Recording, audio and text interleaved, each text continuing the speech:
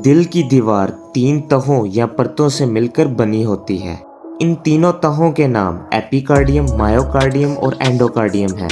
इस सबसे बाहर वाली तह या परत को एपिकार्डियम कहा जाता है, जो कि विज़रल पेरिकार्डियम के नाम से भी जानी जाती है, क्योंकि दिल के गिर्द एक पानी की झिल्ली होती है जिसे पेरिकार्डियम कहा जाता है, और ये एपिकार्डियम उस पानी वाली झिल्ली के अंदर वाली तह होती है जो कि उस पानी को बनाती है। फिर ये जो सुर्ख रंग में दरमियान वाली परत है, इसे मायोकार्डियम कहा जाता है, जो कि हकीकी मानों में दिल का पट्टा होता है। इसके सिकुड़ने से दिल सिकुड़ता है और खून सारे जिस्म को चला जाता है, जबकि इसके फैलने से सारे जिस्म से खून वापस दिल की तरफ आ जाता है। और फिर सबसे अंदर वाली तह को एंडोकार्डियम कहते हैं, जो कि बहुत स्मूथ होती है और दिल के सब खानों, वाल्व्स, हत्ता के दिल से निकलने वाली सब खून की नालियों की सबसे अंदर वाली दीवार भी इसी की बनी होती है।